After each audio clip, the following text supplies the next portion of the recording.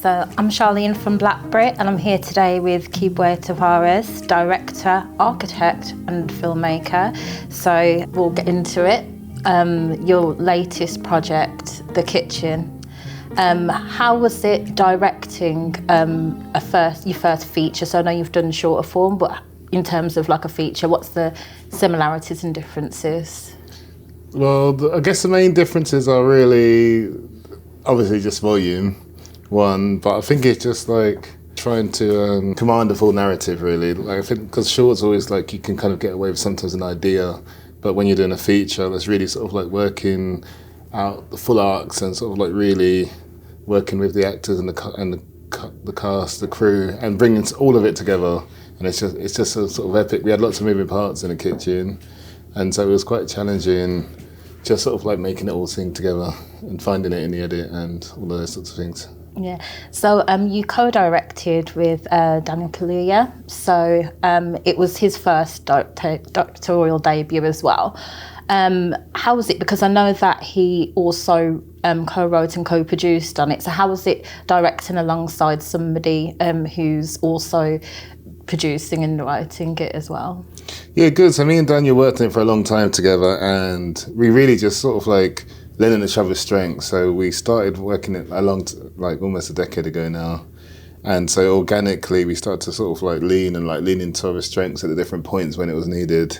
And so to have, you know, Daniel's he's made lots of films, not direct lots of films, but he's been a leader, an actor in all these different, whether it's sort of from Skins all the way to Judas and the Black Messiah. So he's worked with lots of amazing directors, so he can really he helped bring that experience of like how he's experienced on other sets to our set, and then to the edit, and then to finishing the film. Yeah. So with the cast, you're directing like, you know, actors that have been doing it for a long time, like Kane Robinson, and then you've got newcomers like Judea Bannerman. So he co-stars in the film alongside Kano. So how is it directing someone who, how do you balance directing someone who's been in the industry a long time versus somebody who's a newcomer? Well, I think we sort of like planned for that because we always knew it was going to be someone that was coming in new. So I spent a lot of time getting to know Jediah. I remember we went bowling with him and his auntie, just to kind of start to get to know each other, start to learn how we're going to communicate, and start to prepare him. Once we had cast him, start to kind of prepare him for the shoot. But he was a natural to it, sort of like is it Dr. Water? What was the expression? He just came to it like with all the energy, and he's so open, and like I learned a lot from working with him, and like him and Kane also learned from each other, and he was like learning from Kane as good. So we tried to structure it that allowed him to sort of like face the challenges of, you know, like from not acting at all to suddenly there's 100 people on set, the camera's right there in your face, but he would just sort of like fell into it really naturally. So yeah, with the themes that's in the film, it's like quite dystopian. There's quite a lot of good narratives going alongside each other in the film. Some of your previous projects as well. So Robots of Brixton, that was your sort of like debut into making film, and it did really well in terms of like award. So you tend to, from the films that you've done, some of the projects, it kind of links in terms of like that dystopian type feel. What is it that attracts you to that theme? So for me, we wanted to sort of like look into like a sort of a near future London, and sort of like try to use really sort of like the socio-political landscape to define and pull that to extremes and define what we want to say about London. So I think it's probably my background in architecture that you're always designing something new, you're designing something in the future, that even doesn't exist yet. So I think I lent into that because it's my way to sort of maybe articulate how I was feeling about the world a bit, and just also to kind of like plant and build on some ideas and finding ways to visualize them, and using techniques that I had built on in the short and bringing that forward into the feature as well. Relating to your architectural background, you established a company, so Factory 15, and that produces a range of material. So you're a co-founder. Explain your process in terms of founding that business. We started that straight out of architecture schools, me, Paul Nichols, and a good friend of mine, Jonathan Gales, who passed last year.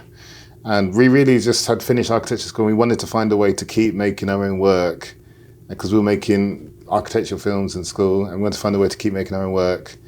And the way to do that was to sort of balance sort of commercial work, doing architectural visuals and architectural films, and then sort of pouring the profits into our creative work. So the short film Jonah that we made after, the one where I met Daniel on, was part of that. How do we sort of find our own voice as a company? And it was really just a way to kind of like generate and keep a way of making our own work, and then expand our own work into sort of like commercial spaces and corporate architecture films that we make. But it was a really way of like, because one of the things that's so hard to do when you start out is how do you, like, if you say you want to direct a feature film, right, you don't know how long it's going to take for you to get there.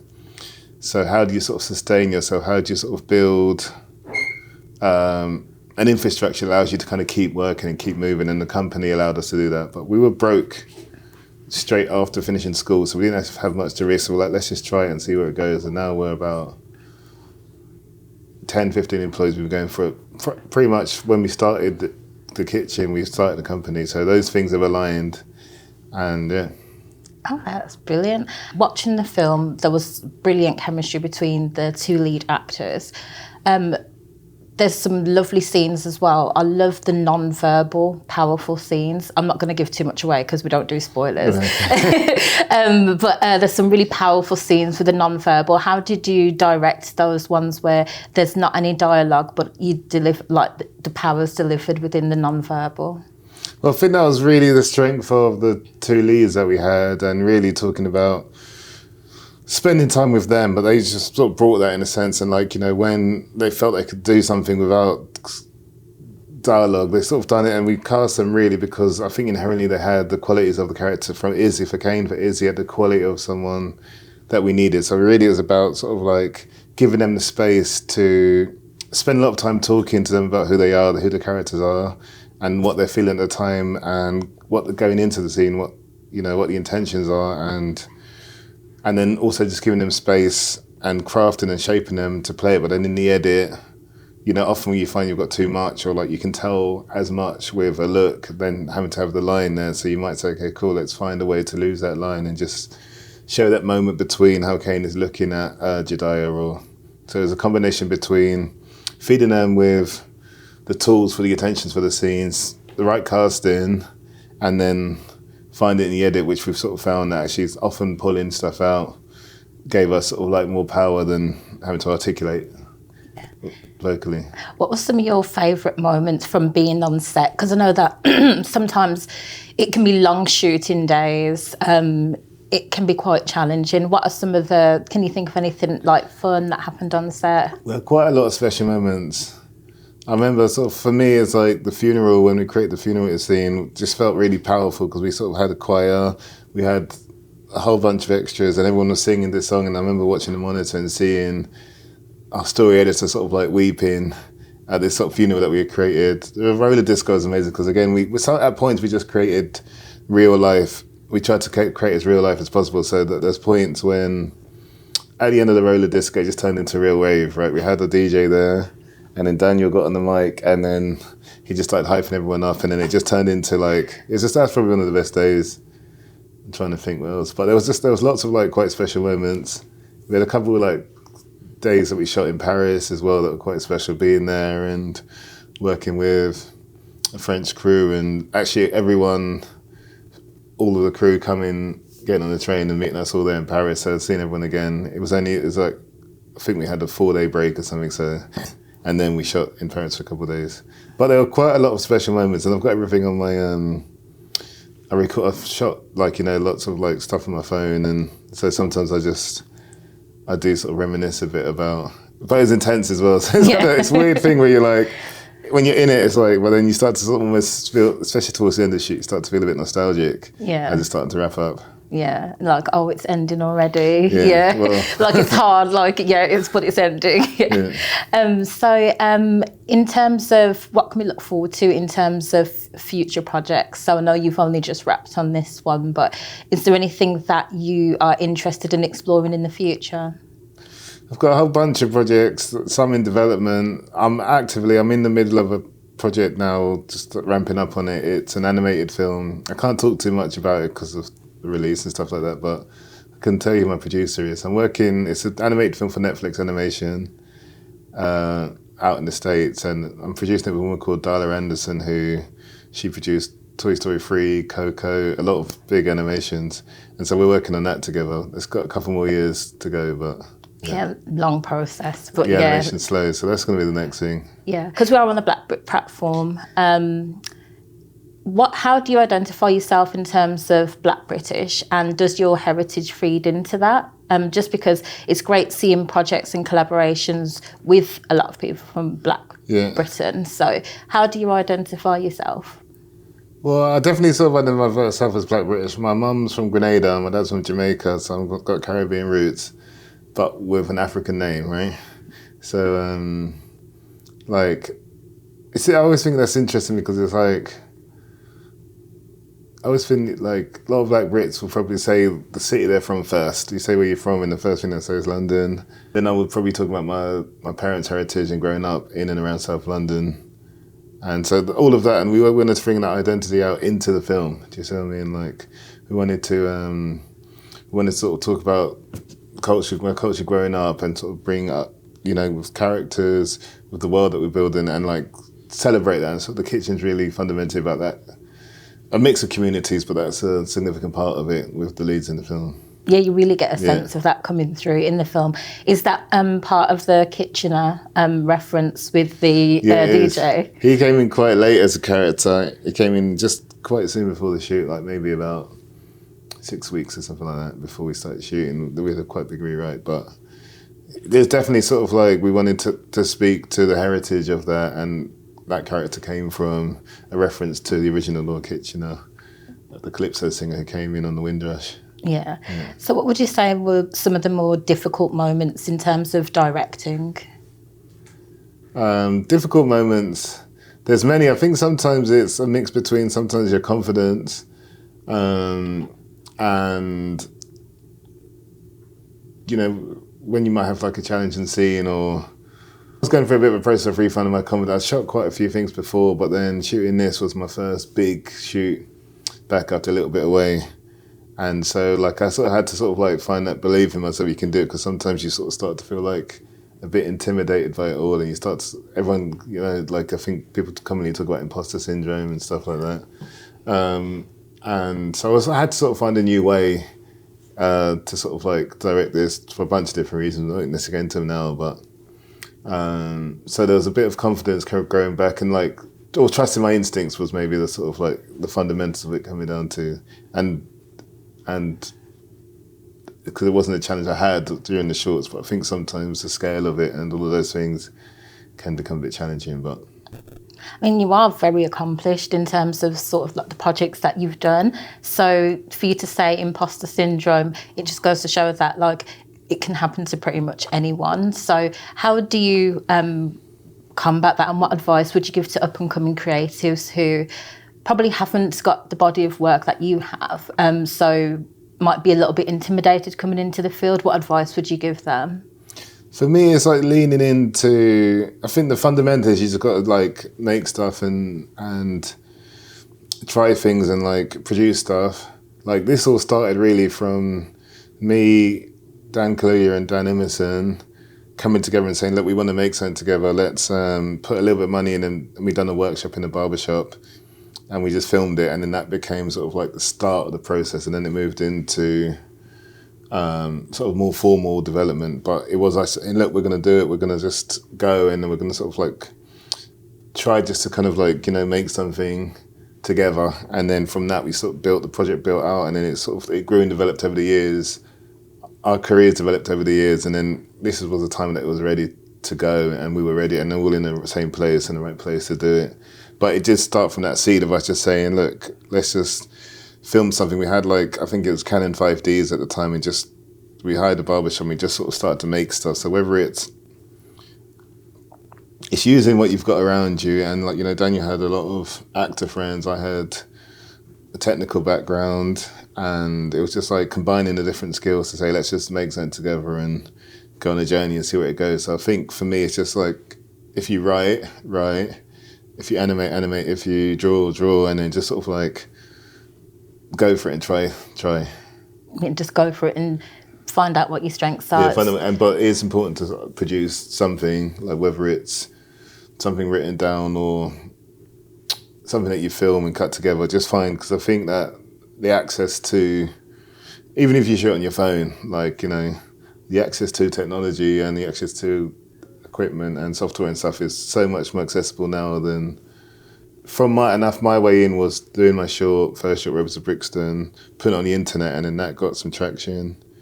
And then after that, I got commissioned to do something else. But it's also just putting it out there and like showing people your things and making them and just trying, and then you'll find your voice through making your own things. One thing that does stand out in terms of your architectural background, your business, and the film, sort of amalgamating them all together, is you very much are an advocate for sort of the advancement of technology and it going with the creative field, because I know that there's been a lot of talk of AI and a lot of disruption in terms of the creative field, but you seem to make it work well together. What do you feel like the future of filmmaking is going to look like in terms of that with technology?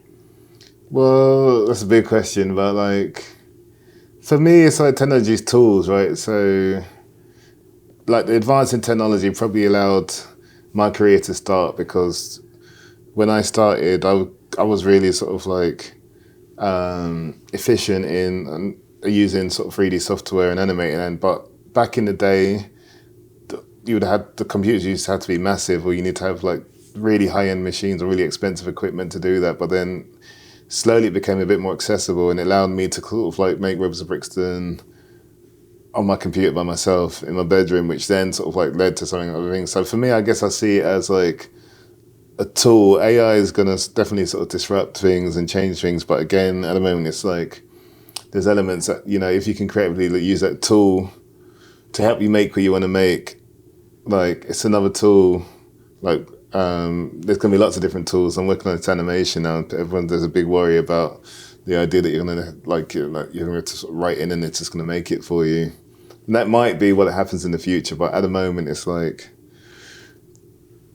it's potentially a tool for artists to kind of use and help them, you know, as a resource. Like, for example, like used to make a lot of collages in my work, and